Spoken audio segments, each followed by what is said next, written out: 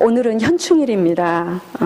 초등학교 아이들에게 현충일의 그 의미를 물었는데 의외로 그 의미를 모르는 아이들이 많았다고 합니다. 현충일을 충무공의 그 생일로 생각하는 아이들도 더러 있었다고 해요. 현충일이라는 이 단어가 한자어로 표기되어 있어서 조금 어려운 것 같습니다. 그래서 저도 한번 찾아보았는데요. 이 현자가 나타나다, 두드러지다 또는 돌아가신 부모에게 쓰는 그런 현자라고 해요. 그래서 목숨을 바쳐 그 충성이 두드러지게 나타난 애국 선열을 기리는 날, 그날이 바로 오늘이죠. 그런 헌신이 있었기에 오늘날 그 대한민국의 위상이 많이 높아졌습니다. 세계 경쟁력 11위라고 해요. 그 다음에 군사력은 그 15위인데 핵을 제외하면 6위에 오른다고 합니다. 4세대 통신망 그 와이브로 국제 전매 특허를 땄고요. 세계 반도체 생산이 1위고 조선산업 1위, 철강 제조산업 1위, 국제 통신망 보급률 1위, 디지털 기회지수가 1위라고 합니다. 학교 정보화 지수가 1위고요. 금 세공기술 1위, 119 서비스 화재 진압 및 응급 환자 구조력이 세계 최고 수준이라고 합니다. 미국에서 보면 그 헬리콥터로 이렇게 데려오고 하는데요. 거기는 그 119 구조를 돈을 지불해야 되는데 어마어마하게 비싸서요. 차라리 죽는 게 낫다고 할 정도로 어마하게 비싼데 우리는 거저잖아요. 네. 세계 온라인 게임 제작 최고 수준이고요. 세계 단일 원자력 발전소 이용률 1위. 세계 그 범죄 검거율이 2위, 그 다음에 화폐 제조 기술 미국에 이어 2위, LCD 생산 2위, 휴대폰 산업이 2위고요. 건설 산업 3위, 자동차 생산율 3위, 뭐 등등 너무나 많습니다. 예, 그 세계 10대 스포츠 강국에 올라 있고요. 예, 그 다음에 인천공항 그 규모가 총체적으로 세계 1위라고 해요. 그 다음에 세계 문맹률 최저. 그 다음에 부패율 의외로 89위입니다. 예, 굉장히 많은데 제가 다 언급하지 않았습니다. 그런데 이 놀라운 그 부흥과 성장이 우리의 힘만으로 된 것일까요? 예, 물론 우리 국민들이 열심히 일했지만 저는 확신하건대 하나님께서 우리나라를 축복해 주신 그 결과라고 저는 믿습니다.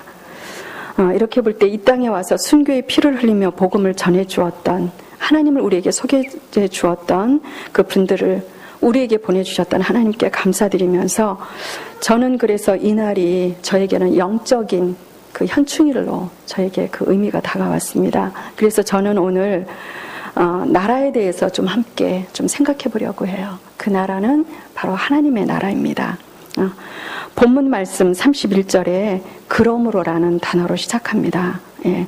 마태복음 5장 6장을 통해서 예수님께서는 하나님의 나라와 하나님의 백성의 삶 그리고 그 하나님의 백성의 정체성이 무엇인지에 대해서 예수님께서 말씀하셨는데 이제 이 6장 31절로부터 그 말씀의 결론적인 그 요약을 두 가지 명령 형태로 하고 있는 것을 봅니다. 첫 번째 이제 금지 명령을 내리시는데요. 염려하지 말라고 31절에 말하고 있어요. 무엇을 염려하지 말라고 하시냐면 무엇을 먹을까, 무엇을 마실까, 무엇을 입을까. 이것을 이제 두 가지 측면으로 그 주석에 나와 있는데요. 첫 번째는 이제 생존의 측면이죠. 예. 그런가 하면 이제 두 번째 재물을 추구하는 우리의 그 욕망, 욕심 이것으로 인한 염려죠. 이 무게중심이 사실 이 후자의 것에 재물을 추구하는 것, 우리의 노년에 뭔가 재물을 쌓아둬야 될 것 같고 하는 그러한 것들, 그것으로 비롯된 그 염려를 하지 말라고 하나님 예수님께서 말씀하십니다. 왜일까요? 이것은 다 이방인들이 구하는 것이라고 그래요. 왜냐하면 하나님께서는 우리에게 이 필요한 것을 아신다는 겁니다. 그래서 염려하는 그 자체가 죄라고 성경은 말씀하시고 있습니다. 하나님에 대한 불신, 바로 불신앙, 그 죄가 이 염려의 밑바닥에 깔려 있는 것이죠.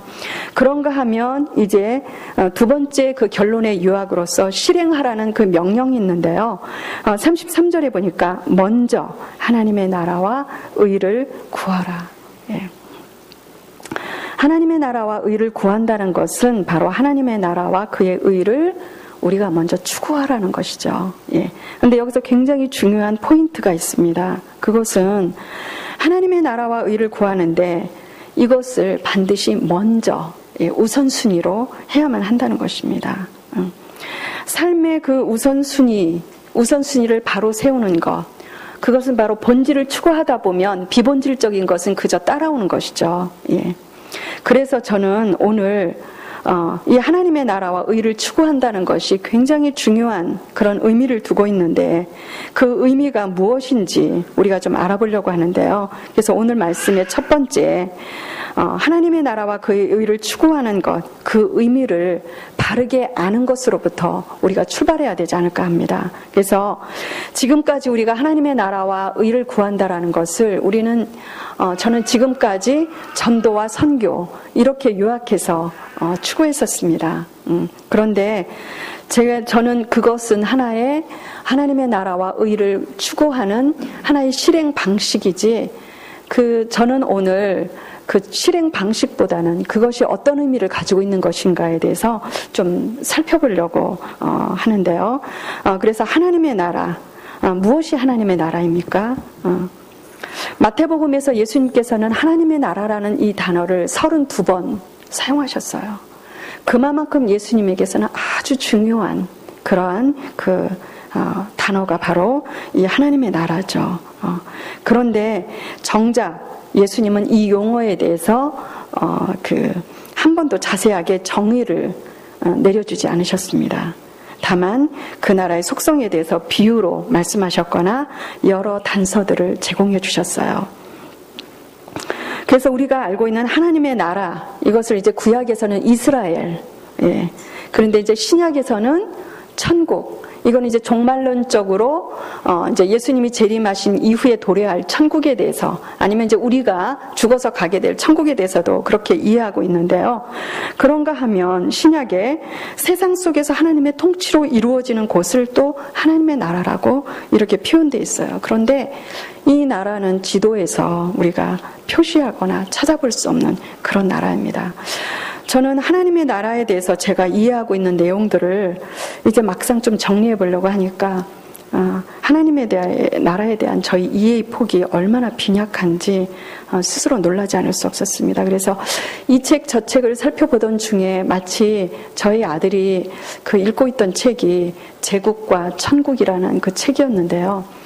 아이에게 좀 양해를 구하고 제가 이제 그 책을 좀 읽어보았어요. 그래서 제가 이 책의 그 개념을 잠깐 요약하자면, 여기서 말하는 제국이라는 것은 중앙 집권화된 권력을 바탕으로 두고 사회 경제적, 군사적 통제에 의해서 그 안전이 보장되는 그런 시스템을 갖춘 그런 그 나라예요. 바로 세상 나라를 극대화한 표현이 바로 이 제국이라는 것으로 그렇게 이야기하고 있는 것을 보았습니다. 그래서 이 제국은 자기의 힘과 헤게모니를 상징하는 이미지에 골몰하면서 식량과 자원을 생산하는 사람들을 노예화하고, 그리고 이것을 통제하면서 권력을 구축합니다. 그리고 군사적인 힘을 더해서 통치하고 지배하는 그런 것이 바로 세상 나라죠. 그들의 평화는 군사적인 힘으로 통제하거나 때로는 피를 흘리면서 그 결과 얻어진 것이 바로 평화예요. 그런데 이에 반해서 그러면 하나님의 나라는 어떤 나라일까요? 이 나라에서, 바로 하나님의 나라에서 가장 위대한 사람은 누구냐 하면 누가복음에 나와 있던 것처럼 섬기는 자예요. 섬기는 자. 예. 그래서 이 하나님의 나라에서 그 주인, 통치자는요, 잔치에서 돌아와서 기다리던 주인이 잔치에서 돌아오기를 기다리고 있는 그 종을 주인이 오히려 섬겨주는 그런 나라입니다. 여러분, 너무 멋있지 않습니까? 예. 통치자 자신이 십자가에서 자신의 생명을 쏟아 자신의 백성에게 자유와 생명 또한 평화를 누리게 하는 그런 나라가 바로 하나님의 나라예요. 예. 저는 이 하나님의 나라의 정말 이 매력에 정말 빠져들 것 같은 그런 마음이 들었는데요. 이것이 하나님의 나라이고, 이 나라에서 주로 하는 일이 바로 하나님의 의인데요. 이 하나님의 의는 바로 무엇이냐면 그 통치자 자신이 십자가에서 이루신 그 의예요. 예, 하나님의 의는 그래서 바로 뭐냐면 하나님의 사랑이라는 그 등식으로 이퀄 관계가 되죠. 예, 우리에게는 이게 이퀄 관계가 되지가 않죠. 예, 하나님의 그 나라에서는 이것이 하나님의 의와 하나님의 사랑이 동일하게 이해되는 것입니다. 자, 그렇다면 이 하나님의 나라의 백성들은 그럼 어떻게 살아야 하나요? 예. 이 하나님의 나라의 백성들은 하나님의 부르심에 합당한 삶을 살아야 합니다. 예. 그 첫 번째, 두 번째 그 PPT가 다 넘어갔는데요. 그냥 설교하겠습니다. 예. 왜냐하면 제가 이렇게 오늘은 그냥 설명하듯 이렇게 말씀을 드리는 게 좋을 것 같습니다. 예. 하나님 나라의 백성은 그 안식일을 준수하면서 하나님과 교제를 통해서 그 삶이 선물임을, 우리의 인생과 우리의 삶이 하나님께서 주신 선물임을 인식하도록 부름받은 그런 사람들이죠. 이게 바로 하나님 나라의 백성들이에요. 그래서 하나님은 그 나라 백성들에게 맡긴 것이 있었습니다. 그것이 무엇이었냐면 하나님의 형상을 반영하는 일을 하라는 것이에요. 예. 이게 이제 구약에서는 창세기 1장 28절 29절의 창조 명령을 수행하라는 것입니다. 예. 그런가 하면 안식일을 지키는 그 백성들, 그들은 종국 어떠한 삶을 살아야 하냐면 가난한 자, 낯선 자, 나그네, 고아, 과부, 이렇게 약한 사람들, 스스로 자기를 보호할 수 없는 이런 사람들을 돌보고 섬기는 일에 자신의 삶을 들여서 하나님의 형상을 나타내는 삶, 이것이 바로 하나님 나라 백성들이 살아가야 하는 그 모습입니다. 그래서 이 모습을 마태복음 5장의 산상수훈에서 예수님께서는 하나님께 그 받은 그 축복받은 그 팔복을 받은 자의 삶의 그 모습, 그 마음의 그 정체성을, 마음의 그 상태를 말씀해 주시고 있죠.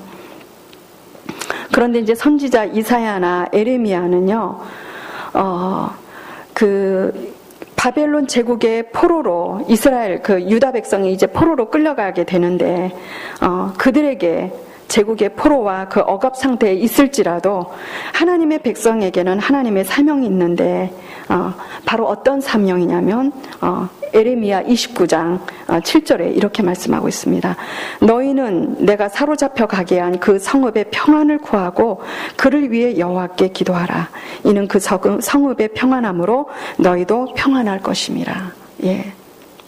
어떻게 보면 참 터무니없는 요청과도 같습니다. 오히려 너희들이 이제 종래 이렇게 사로잡혀 갈 텐데 그때 너희가 이렇게 독립운동을 하라든가 저항운동을 하라든가 아니면 정치적인 어떤 동맹을 필요하다든가 이렇게 말해야 그 이해가 될 수 있을 것 같은데, 이사야 선지자나 에레미야 선지자는 이 백성이 포로로 잡혀갈 때 어떻게 살아야 할지 하나님의 말씀을 선포하는데 그 나라의 평안을 위해서 기도하라고 그랬어요. 그 나라의 지도자를 위해서 기도하라고 그랬습니다.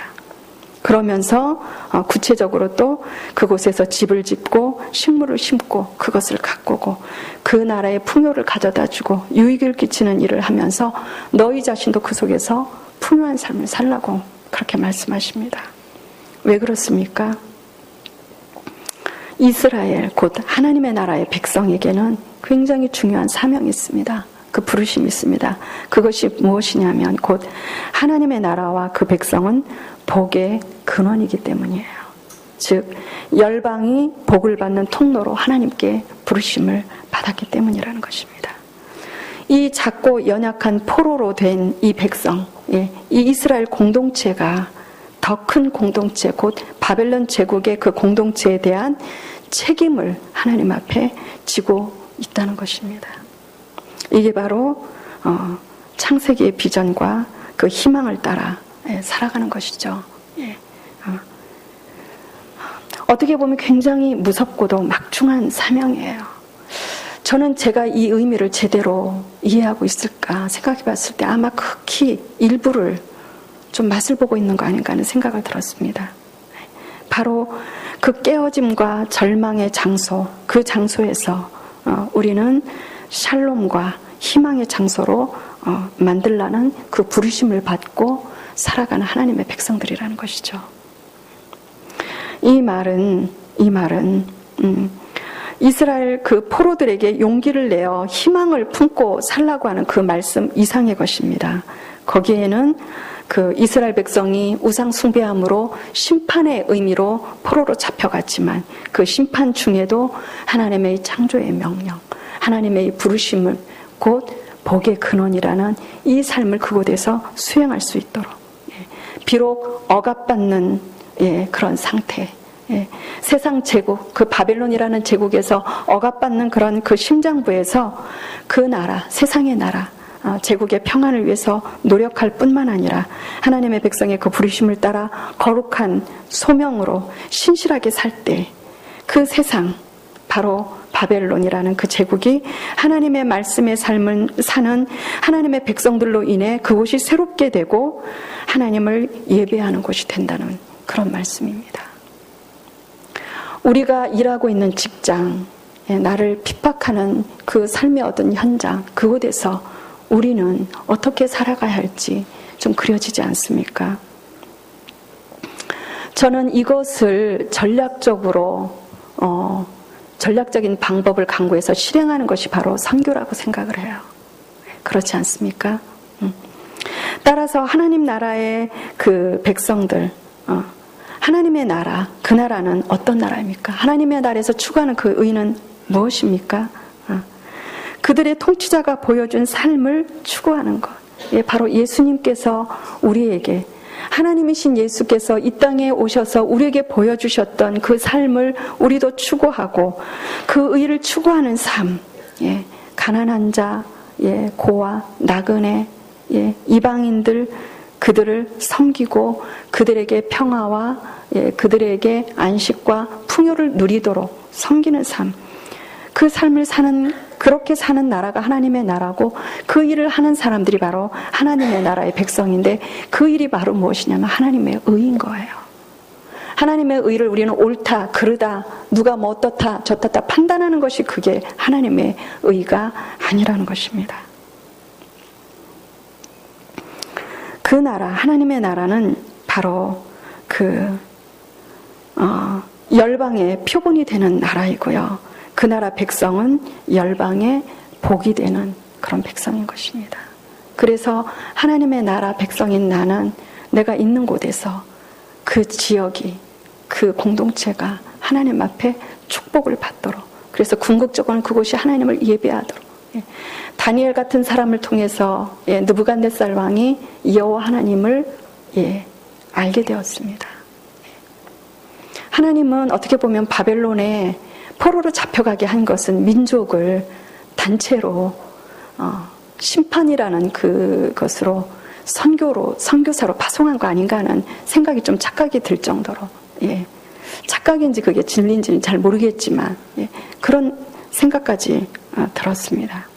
그래서 열방 가운데 하나님의 형상을 나타내며 하나님의 창조의 명령을 수행하는 나라, 그 나라가 지도상에는 표기되어 있지 않지만 하나님의 통치를 이루는 나라이고, 그 나라를 통치하는 그 왕이 바로 누구십니까? 예수 그리스도죠. 하나님께 상속받았죠, 그 나라를. 그리고 그리스도와 함께 우리는 코하여 공동 상속자로 상속을 받은 하나님의 나라의 백성이라는 것입니다. 그래서 하나님 나라의 백성으로서의 삶의 진수를 보여준 그 사람 둘이 있는데요. 첫 번째 이제 구약의 다윗이 있죠. 우리가 그 5월에 그 매일 성경 큐티를 통해서 역대상 말씀을 보니까 그 다윗이 그 역대상 22장에 보니까 아들 솔로몬에게 하나님의 성전 건축을 부탁하면서 그가 한 말을 보면은요, 저에게 참 이렇게 그 22장에 이렇게 눈에 이렇게 와닿았던 것이 여호와를 위하여, 그 하나님 여호와를 위하여. 여호와라는 그 이름이 얼마나 많이 나온지 몰라요. 다윗에게는 성전 건축이 무게중심이 아니었습니다. 그의 무게중심은 여호와 하나님을 위하는 것이었어요.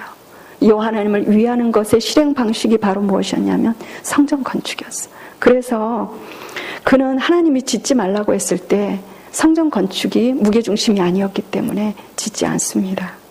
그리고 모든 준비를 다 해놓잖아요.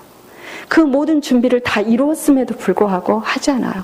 만약에 그가 성전 건축이 중심이었다면 하나님을 위해서인지 자기를 위해서인지 아마 분별하지 못했을 거예요. 성전을 그럴싸하게 짓고 자기 이름과 명성과 명예를 드높이지 않았겠습니까? 근데 그는 그가 하지 않았어요. 역대상 29장에 보니까 내가 내 하나님 여호와를 위하여 힘을 다하여 준비했다 그래서 성전 건축. 내가 사유한 금, 은, 이 사유했다는 거 사유재산이야. 왕의 사유재산. 그 은금을 내 하나님의 성전을 위해서 다 드렸다고 그랬습니다. 그런데 그는 재물만 드린 것이 아니라 자신의 마음을 또 드렸다고 했습니다. 그런가 하면 환난 중에 무게를 달 수 없을 만큼 금과 은과 놋과 철과 여호와 하나님의 전을 건축하기 위해서 심히 많이 준비했다고 했습니다. 어느 때 환난 중에 이렇게 볼 때 다윗은 하나님의 나라의 사람으로서의 그 표상을 너무나도 잘 보여준 사람이에요. 그런가 하면 솔로몬은 어땠습니까? 그 마지막 때 왕의 곳간에 금과 은과 그 모든 것들을 놋방패, 금방패, 은방패 다 만들어서 왕의 창고에 들였어요. 이 사람은 그 제국과 천국의 입장에서 본다면 하나님의 나라의 사람이었지만 제국의 길을 걸었던 사람이라고 저는 그렇게 생각합니다. 무엇을 먹을까? 무엇을 마실까? 무엇을 입을까? 어떤 집을 거할까? 좀 더 안전한 집. 내일에 좀 더 그 보장된 어떤 재물을 추구하는 것. 이 궁극이 우리에게 어떠한 추구를 가져오게 합니까? 제국을 추구하게 하지 않습니까? 우리는 제국까지 큰 나라는 아니어도 내가 마지막 때 거할 만한 제국을 우리는 마음속에 사모하지 않습니까? 아파트, 그것이 우리의 작은 제국이길 원하고요. 그런가 하면 두 번째, 우리에게 너무나도 바른 모범과 그 하나님 나라의 그 사람의 그 바른 표상을 보여줬던 사도 바울이 있습니다. 이 사람은 빌립보서 3장에 보니까 그의 그 추구는 예수 그리스도를 알고 예수 그리스도를 얻기 위해서 살아간다고 했습니다. 그가 그리스도를 알고 그리스도를 얻기 위해서 한 것이 빌립보서 3장 7절 8절에 어떻게 나오냐, 무엇이든지 자기에게 유익하던 것을 다 해로 여기고 비우기 시작했다고 했습니다. 그가 습득했던 모든 지식들조차 배설물, 쓰레기로 다 버렸다고 했습니다. 그런데 사도 바울에게는 이것으로 그리스도를 알고 얻기에 충분하지 않았던 것 같습니다. 그래서 그는 그 이후의 말씀에 보면, 빌립보서에 보면 그리스도와 그의 부활의 능력을 알기 위해서 그가 무엇을 선택했냐면 고난을 선택, 영어에서는 고난을 쉐어하기로 했다고 했습니다. 사도 바울은 고난을 수동적으로 겪은 것이 아니에요. 가장 귀한 것을 알기 위해서 그가 선택했던 것이 바로 고난, 십자가였습니다.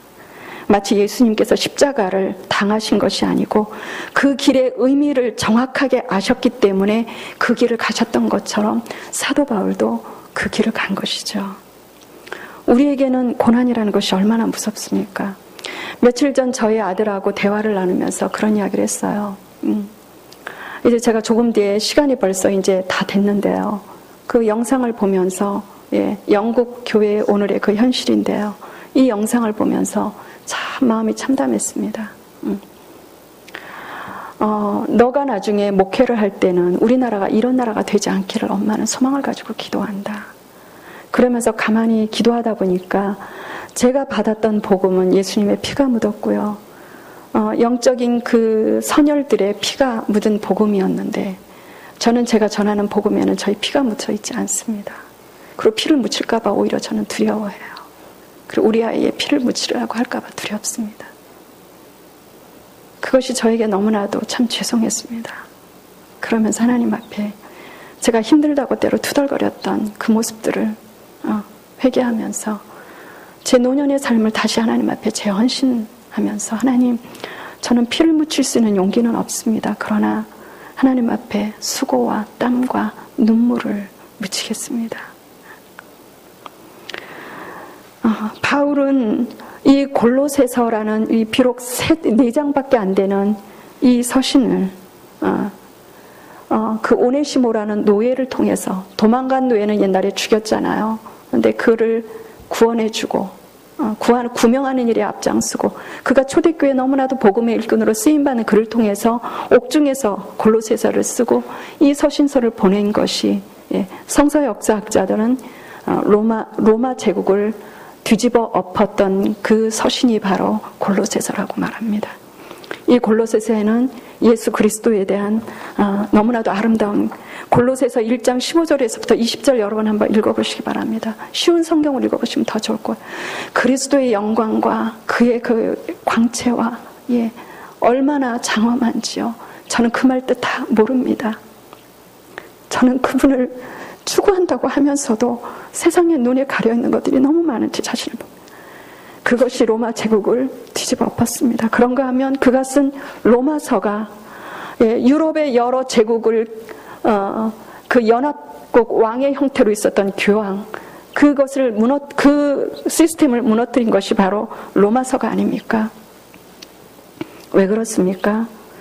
먼저 하나님의 나라와 그의 의를 구했던 자에게 이 모든 것을 더하시고 그를 통해서 하나님의 나라의 그 통치를 성령 하나님께서 이루시기 때문에 로마가 뒤집어지고 유럽의 종교가 잘못된 것이 뒤집어지는 일이었습니다. 우리가 전하는 복음을 통해서 왜 이런 능력이 나타나지 않는가? 우리가 하나님의 나라의 백성으로서 먼저 해야 될 것을 나중으로 미뤘기 때문에 결국에는 두 가지를 다 놓치는 그런 삶을 살지 않았을까요? 시간이 조금 지났지만 이제 다 맞춰져야 되지만 우리가 영상을 좀 잠깐 보도록 하겠습니다. 토마스 선교사의 하노버 교회는 영국의 서쪽 웨일즈 지방의 작은 시골에 있습니다. 그 옛날 번성했던 흔적은 어느 곳에서도 찾아볼 수 없고 두 노인들만이 외롭게 교회를 지키고 있습니다.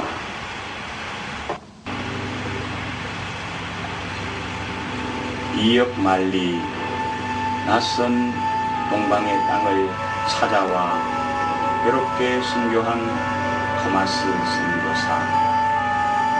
그가 뿌려놓은 복음의 씨앗은 많은 열매를 맺었는데 그의 고향 하노버는 쓰러져가고 있습니다.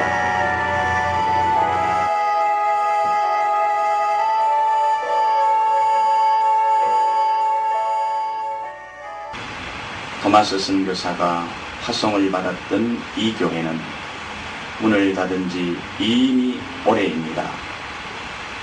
사람의 발길은 끊기고 잡초만 무성히 자리하고 있습니다.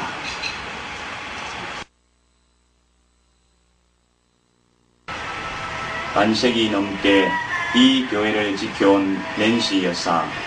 그녀는 교회의 지붕이 내려앉지 않을까 오늘도 주변을 서성입니다.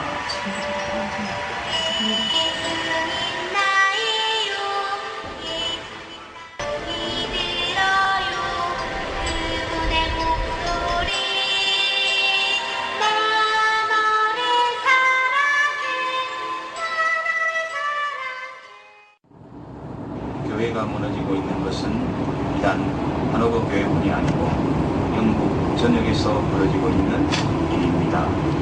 그것에서 우리는 아주 놀라운 사실을 먹게 됐습니다. 한 10여 년 전에 이게 이제 술집으로 됐고요. 그 원인은 이제 반달리즘이 있었고 우리는 술집 안으로 들어가 보았습니다. 저쪽이 담배상 양을 여기가 그랬던 것 같습니다.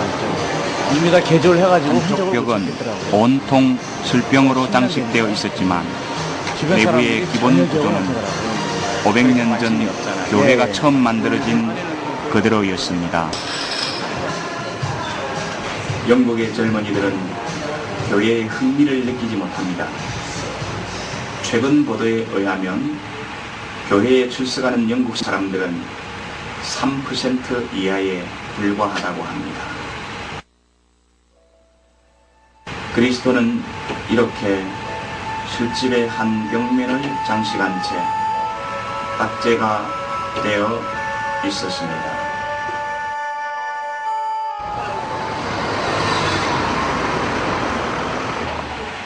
버밍엄은 영국에서 두 번째로 큰 도시입니다. 이 도시 한가운데서 우리는 또 다른 교회의 흔적을 발견했습니다. 그렇죠. 1996년에 리노베이션에 교회가 팔려가지고 리노베이션에 그렇죠. 지금으로부터 8년 전에 팔린 이 교회는 어떻게 바뀌었을까?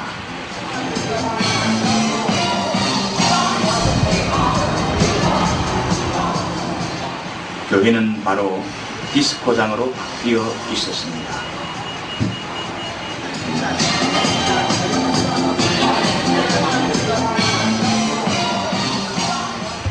현대 선교의 아버지 윌리엄 캐리 기념교회는 1979년 제인 교도들에게 팔려 그들의 사원으로 바뀌었습니다. 설교단상은 울상들이 차지하고 있었고 곳곳에는 그들이 섬기는 우상으로 가득했습니다.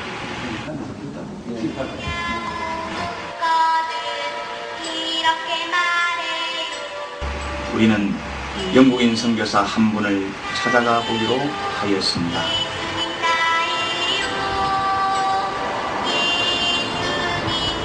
그들 부부는 젊은 시절을 파키스탄과 중동 선교에 바친 사람들입니다.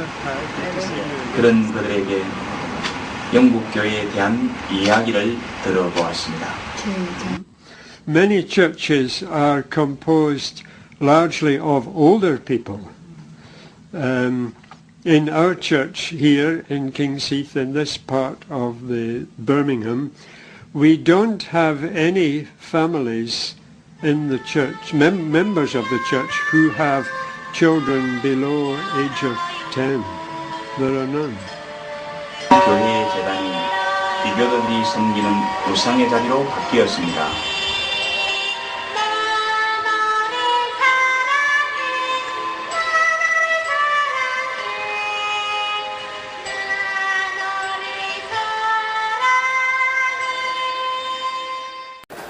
불과 50년 전만 해도 영국 교회에서는 예배를 드리려면 20-30분을 기다려야, 줄을 서서 기다려야 들어갈 수 있었다고 그래요.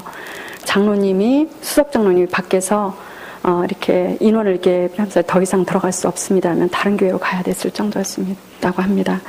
이렇게 된 쇠퇴의 원인을 성경 고등 비평 운동으로 귀결짓습니다.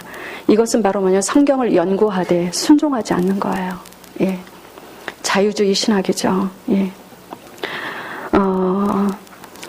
그 말씀을 요약하게 맺겠습니다. 얼마 전에, 한 달 전에 인터넷상에서 굉장히 그 논란이 됐던 베리칩이라는 거 여러분 아마 검색해 보신 분들 많이 계실 거예요. 베리피케이션하고 칩하고 합성어인데요.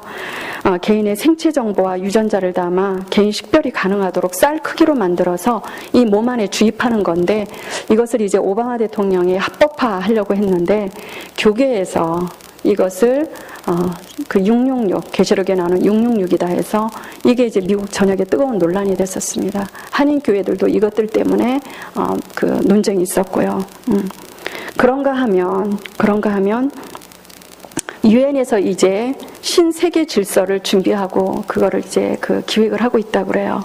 그러면서 세계 종교 통합 운동을 벌이는데, 이것을 담당하는 사람이 누구냐면 문선명 씨의 넷째 아들이 유엔 산하 국제국에서 UPI 자격으로 막강한 돈을 가지고 이것을 추진하고 있다고 합니다. 그런데 여기서 우리가 주목해야 될 것은 신세계 질서에 가장 저해되는 세력을 기독교 보수신앙을 가진 사람들로 보고, 이들하고는 타협이나 연합이 어렵기 때문에 탄압해야 될 첫 번째 세력으로 지목하고 있다고 합니다.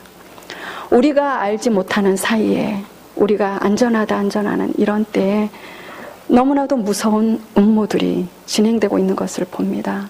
예. 우리 그 맨 마지막 자막을, 우리 성경 말씀 마태복음 7장을 우리 같이 합독하면서 오늘 말씀을 끝내도록 하겠습니다. 마태복음 7장 24절에서 27절 함께 읽을까요? 시작. 그러므로 누구든지 나의 이 말을 듣고 행하는 자는 그 집을 반석 위에 지은 지혜로운 사람 같으리니 비가 내리고 창수가 나고 바람이 불어 그 집이 부딪히되 무너지지 아니한 이는 주추를 반석 위에 놓은 까닭이요 나의 이 말을 듣고 행하지 아니하는 자는 그 집을 모래 위에 지은 어리석은 사람과 같으리니 비가 내리고 창수가 나고 바람이 부니 그 집에 부딪히며 무너짐이 심하니라. 아멘. 여러분 무엇을 추구하며 사시겠습니까?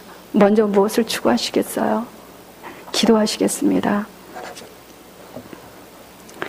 하나님 아버지, 우리 마음속에 내일에